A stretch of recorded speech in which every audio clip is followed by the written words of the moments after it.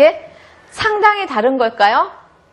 물론 개념으로는 굉장히 달라요. 독재자형은 막 윽박질릅니다. 너 이거 해. 안 하면 안 돼. 너 숙제하고 놀아야지. 막 이렇게 야단을 치죠. 그런데 방목형은 어떤 겁니까? 네 맘대로 해. 난 몰라. 이겁니다. 근데 대부분의 엄마들은 어떤 형이에요? 예? 갖다 들이댑니다. 그리고 너 이거 해야 돼. 안 하면 안 돼? 그러고는 탁 던져버리고 애가 하든지 안 하든지 별로 신경을 안 써요. 너 이틀 뒤까지 해야 돼. 그 다음에 이틀 동안은 신경 안 씁니다. 네가 해야지. 뭐 안 할 거야? 그쵸? 그리고 이틀 뒤에 가서 어떻게 돼요? 또 너 이거 제대로 안 했잖아? 그러고 야단을 칩니다. 그러니까 엄마는 독재자형과 방목형을 왔다 갔다 하는 거예요. 완벽하게 독재자형, 완벽하게 방목형 엄마는 없습니다, 사실. 그러면 우리가 말하는 그 CEO형 엄마는 뭡니까? CEO형 엄마는 다른 말로 하면은 서포터즈 같은 거예요. 그쵸? 울타리입니다. 그런 얘기를 하기만 하는데 CEO형 엄마는 일을 다 할 필요도 없어요. 일을 나눠주면 돼요. 그쵸? 이 아이는 너는 이걸 해라. 시간이 이 정도 되겠다. 그 다음에 또 잘하는지 감독을 하는 겁니다. 감독을 한 다음에 나중에 애가 만약에 문제가 생겼을 때, 비상사태가 생겼을 때 출동하는 거죠. 그쵸? 해결해 줍니다. 이게 CEO형 엄마예요. CEO형 엄마는 주도형이 아니라 서포터즈의 역할을 하는 겁니다. 그래서 우리한테 필요한 건 사실상 CEO형 엄마인데 사실 CEO형 엄마가 되기가 무척 힘들어요. 왜? 아이한테 감정적인 어태치먼트를 가지고 있기 때문에 아주 객관적으로 봐서 하기가 굉장히 힘든 겁니다. 그렇지만 하도록 노력하셔야 되는 거예요. 다른 말로 하면 울타리형이라고 제가 말을 하는데요. 울타리처럼 이렇게 넓게 쳐줘서 아이가 밖으로 나가지도 않으면서 안에서 굉장히 그 공간이 있어서 자유로울 만큼 그렇게 해주는 엄마가 울타리형이라고 생각하시면 됩니다. 근데 어느 CEO가 마음에 드세요, 여러분은? 이 두 CEO 중에? 네? 잘 모르겠습니다. 예, 우리 어떤 CEO가 좋을지는 여러분이 한번 자기 롤 모델로 가지셔가지고 한번 해보시기 바래요. 다음 피그말리온 효과하고 스티그마 효과, 이 두 가지는 자기 암시의 그 효과죠, 그렇죠? 피그말리온이라는 사람은 그리스의 조각가입니다. 그래서 이 사람이 굉장히 못생겼대요. 그래서 자기만을 사랑할 수 있는 조각을, 아주 아름다운 여성의 조각을 만들었어요. 그랬는데 맨날 보기만 했지 이 사람이 좀 이 조각이 사람이 돼서 자기랑 얘기도 하고 싶고 그러길 원했어요. 아프로디테 여신의 신전에 가서 빌면은 소원이 이루어진다 그래가지고 거기 가서 아주 간절하게 기도를 했습니다. 그랬더니 그 조각이 아름다운 여인이 돼서 두 사람이 뭐 결혼하고 잘 살았다는 그런 얘기예요. 그럼 포인트는 뭡니까? 예. 아주 간절하게 바라면 이루어진답니다. 그쵸? 이게 바로 피그말리온 효과예요. 로젠탈 효과라고도 그래요. 로젠탈이라는 교수가 이걸 또 뭐 어떻게 해가지고 알았다고. 그럼 요 스티그마 효과는 뭡니까? 스티그마라는 거는 소한테 도장을 찍는 거예요.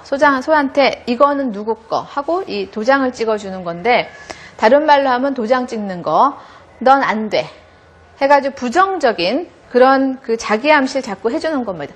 넌 이것도 못해, 그쵸? 넌 안 돼. 네가 해봐야 될 것 같아. 이거 하지 말라는 겁니다. 이런 부정적인 암시는 자아감을 상실해가지고 아이를 점점 그런 아이로 만들어 가게 돼요.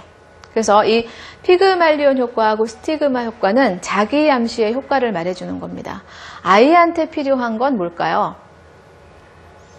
아이에게 필요한 거는 격려하고 칭찬입니다. 그렇죠? 어떤 경우에도 격려하고 칭찬이 필요한데, 그렇다고 이 격려와 칭찬이 무조건적이면 안 돼요. 아무리 못해도 무조건 나는 너 사랑해, 이거 아니고 그 사안에 따라서 아주 구체적으로 칭찬해 주는 겁니다. 100점을 맞았어? 너 100점 맞았어. 칭찬 아니고, 너 100점 맞느라고 공부하느라고 수고했다? 이게 칭찬이에요. 이게 칭찬과 아이의 격려에 대한 포인트입니다. 그래서 피그말리온 효과, 스티그마 효과는 실제로 우리 엄마들이 좀 잘 아셔야 되는 거예요. 길거리 가다가도 많이 봅니다. 그쵸? 애가 조금만 울어도 막 길거리에서 야단치죠. 그쵸? 예. 물론 야단마저 싼 아이도 있어요. 그렇지만 대부분의 아이들은 옆에서 객관적으로 보면 이해가 됩니다. 저 아이가 왜 저러는지.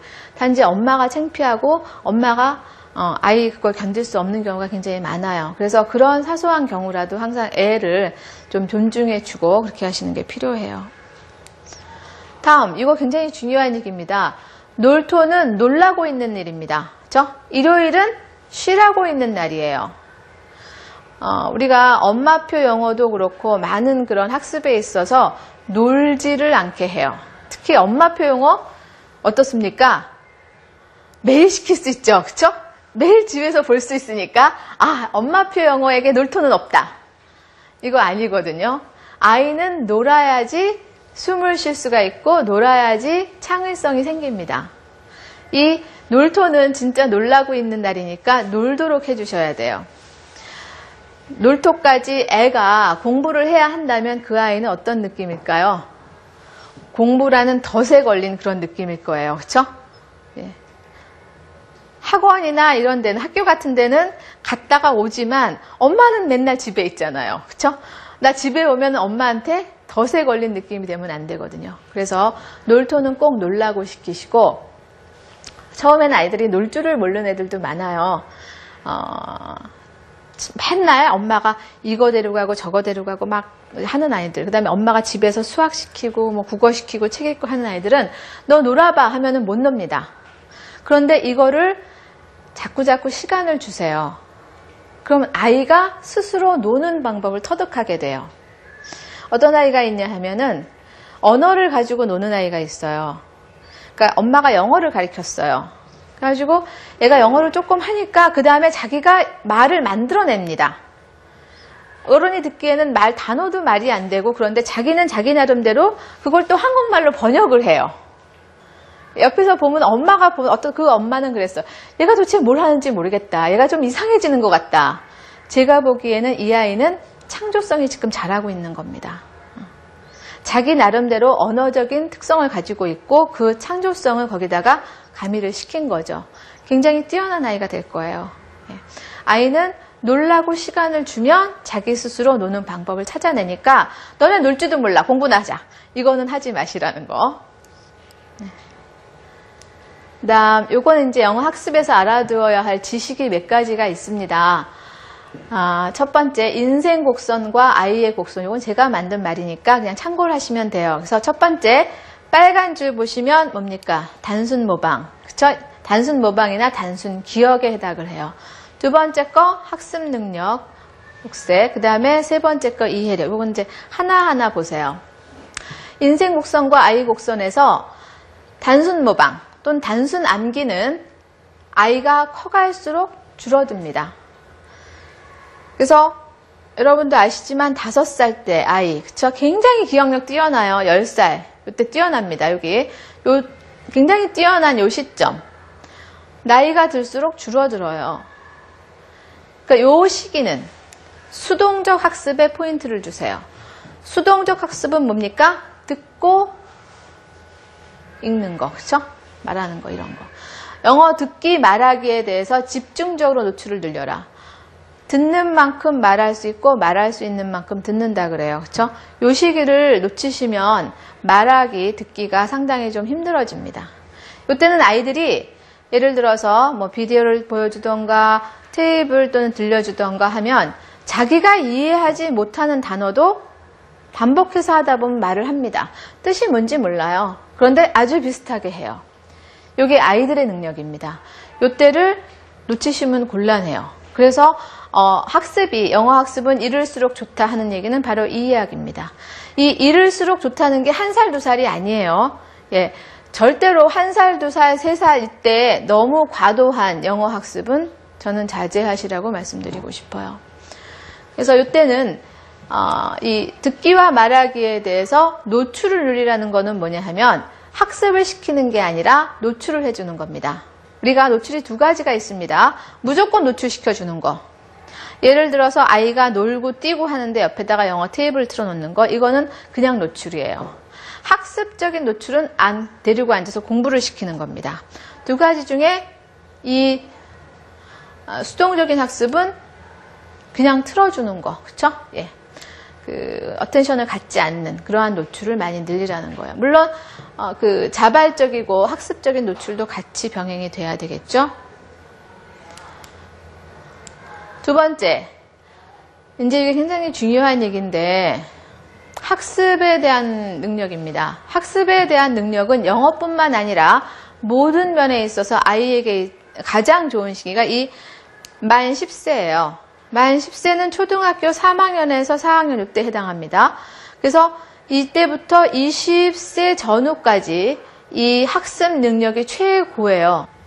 예를 들어서 엄청난 시간과 노력을 투자해서 아이에게 학습을 시킨다고 해서 효과가 별로 안 납니다.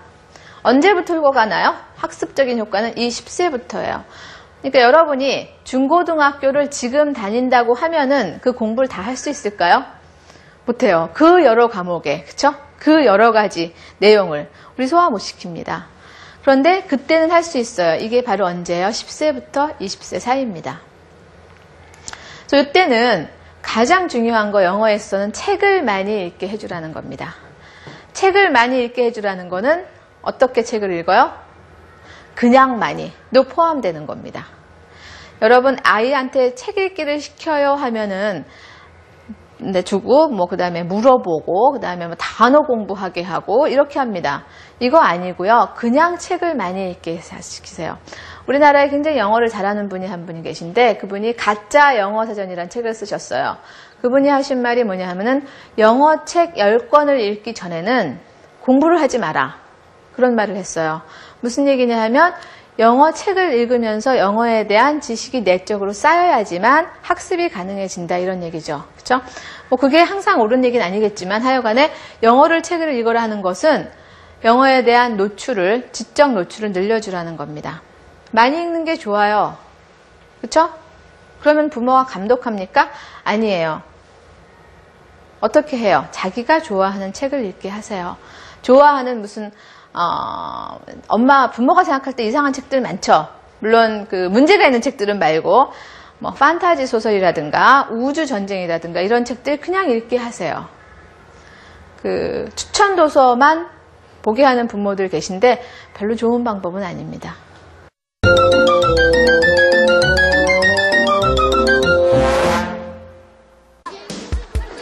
서울에 있는 한 초등학교. 학교 수업이 끝나면 아이들이 달려가는 곳이 있으니 그곳은 학교 도서관.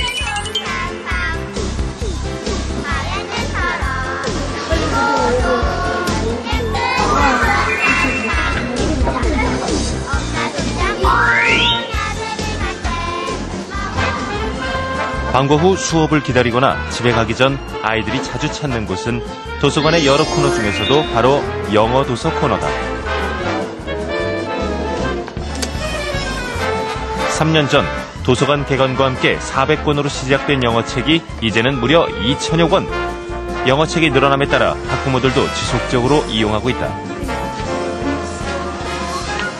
집에는 영어책이 좀 없어서 자주 못 읽는 것 같은데 학교에서 영어책이 많으니까 더 열심히 영어책을 읽을 수 있는 것 같아요. 학교 도서관에는 와서 편하게 볼 수 있고 대여도 가능하니까 편리하게 이용하고 있습니다. 영어 도서 코너를 이용하는 것은 아이들만이 아니다. Under my name. 영어 공교육 강화 정책이 발표되면서 마장초등학교에서는 5, 6학년 학생들을 대상으로 수업 시간에 영어책을 활용하고 있다. One more class about the screen. I think the children, they really enjoy the story time, and since the textbook doesn't include many stories, I think it's really something different for students.